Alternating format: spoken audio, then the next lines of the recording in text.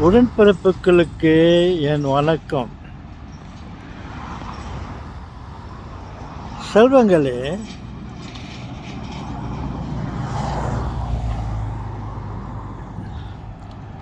இப்பொழுது ஒரு வாரத்திற்குள்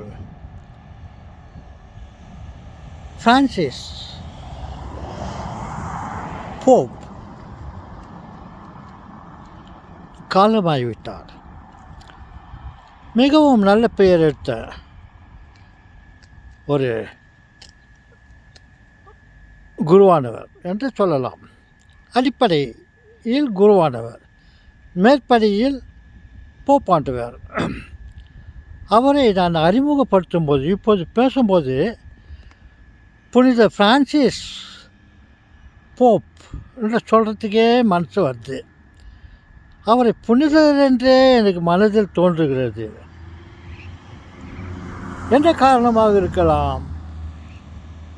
எனக்கு தெரியும், எனக்கு புரிந்து விட்டது ஏன் அவரை செயின்ட் பிரான்சிஸ் என்று சொல்கிறதுக்கு தோன்றுது என்றால், அவர் மிகவும் நல்லவர், பொதுப்பணி செய்தவர்,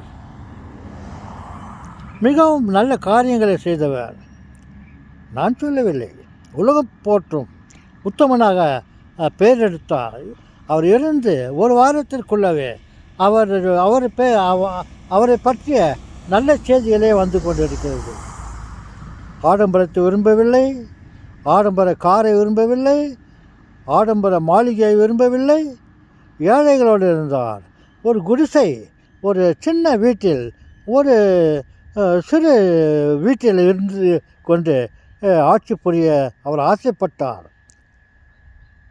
பெரிய மாளிகையில் இருந்து கொண்டு, பெரிய அனைத்து வசதிகளுக்கு மத்தியில் அவர் வாழ விரும்பவில்லை. அப்படி இருந்தும் பல நாடுகளுக்கு சென்றார். பல நாடுகளுக்கு சென்று அங்கே சமாதானம் ஏற்படவும், சில நல்ல செய்திகளை கொடுக்கவும், ஒருத்தரை ஒருத்தர் அறிமுக சமாதானப்படுத்தவும், இன்னும் ஏழைகள் மீது இரக்கம் கொண்டார். ஏழைகள் இல்லம் இறைவன் வாழும் இல்லம் என்று சொல்வார்களே, அந்த ஏழைகள் மீது இரக்கம் கொண்டு அவர் பல நல்ல காரியங்களை செய்து கொண்டு இருந்தார். அப்பேற்பட்ட மனிதர், ஏன் புனிதர் என்று சொல்ல வரலாம், அதே விஷயமாகத்தான் நான் சொல்ல வருகிறேன். பாருங்கள் என் செல்வங்களே, அவர் இருந்து அவருக்கு 88 வயசு ஆச்சு. என்னை விட ஒரு 4 வயசு பெரியவர், அவ்வளோதான். அந்த வயசுலேயே அவர் மிகவும் நல்ல பேர் எடுத்தார், இறந்தார். அவர் இறந்த சாவுப்பெட்டியை கூட எளிய முறையில் செய்யுங்கள், ஆடம்பரமாக செய்யாதீர்கள், எனக்கு சிலை வைக்காதீர்கள், எனக்கு என்னுடைய வரலாற்றை நீங்கள் பதித்து வைக்காதீர்கள், இப்படியெல்லாம் எளிய முறையில் நடந்தவர். 88 வயசு. பாருங்கள் நான் செல்வங்களே, நான் ஒரு செய்தியை உங்களுக்கு சொல்ல ஆசைப்படுகிறேன்.